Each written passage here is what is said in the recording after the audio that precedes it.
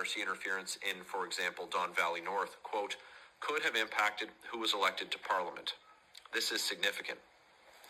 Justice Hogue further concluded that in Steveston Richmond East, she found that, quote, there are strong indications of PRC involvement and there is a reasonable possibility that these narratives could have impacted the result in this riding, end quote. So we have an independent justice who has issued an interim report, pronounced on this issue, and we have the head of government, the Prime Minister, saying something different. What are we to take from that when we're looking at the upside for one individual, in this case the Prime Minister, to take an interpretation that we would say is far too generous, but it could be perceived as being misinformation? So, Mr. Barrett, I read the Prime Minister's statement as definitive, and I read the statement of Justice Hogue as being one with uncertainty, where she's saying we don't know, but it's possible. And I'll tell you that as a person who's spent now the better part of 15 years as a practicing academic, studying elections very closely, trying to figure out why some ridings are won and some ridings are lost, Justice Hogue has the correct position.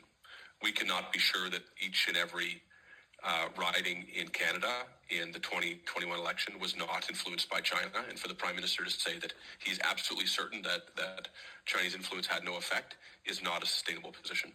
So what does that say then to Canadians? Canadians who are members of certain diaspora communities, but to Canadians writ large, when the head of government is asserting something that there is no certainty about, as you inferred from Justice Hogue's interim report. 30-second response, Mr. Loewen.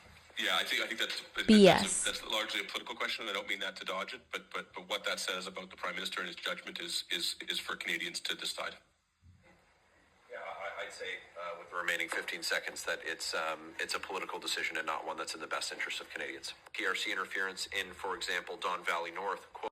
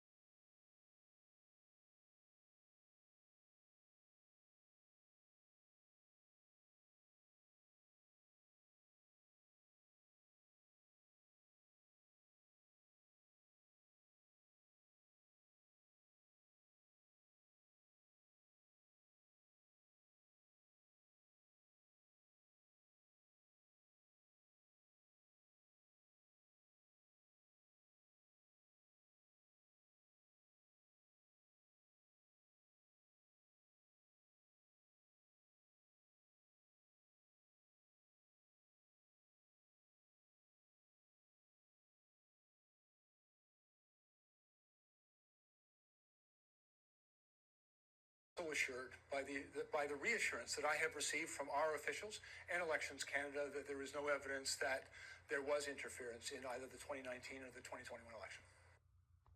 Let's catch up on some big stories. First one, foreign interference. The Chinese interference, they got Trudeau elected, right? That was the whole narrative by the Conservatives. Except, did foreign interference undermine the integrity of the electoral system? Nope. Did foreign interference have an impact on which party came into power in 2019 or 2021? Nope. Narrative. Boom. Gone. It's gone. Right? Or it wasn't even a narrative. It was just a lie. Right? That's what it was. Media, call it as it is. The federal NDP leader says he's more alarmed now after reading a report that names MPs who may have colluded with foreign countries. That's in stark contrast to the Green Party leader, who also recently weighed in with her appraisal. Here's CTV's Judy Tripp. Foreign interference. After poring over a top-secret parliamentary report, Jagmeet Singh concluded a small group of traitors are sitting in the House of Commons. What they're doing is unethical. It is, in some cases, against the law. And it is indeed, they are indeed traitors to the country. After spending 3 hours inside a secure location to read the documents on Tuesday, Elizabeth May came to a much different conclusion. There is no list of MPs who have shown disloyalty to Canada. May was only concerned with the case of a former MP who tried to meet a foreign intelligence official overseas. But Singh says other politicians knowingly benefited from interference and should be removed.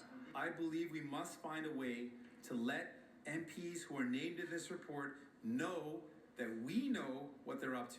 The NDP leader says the report also revealed he was a target and contains information about how India meddled in the Conservative leadership race. Singh says it's irresponsible for Pierre Poilievre to refuse to get the security clearance to read it. In a rare show of solidarity, all the parties are working together to pass Bill C-70. The act to counter foreign interference makes it a crime and creates a foreign influence registry.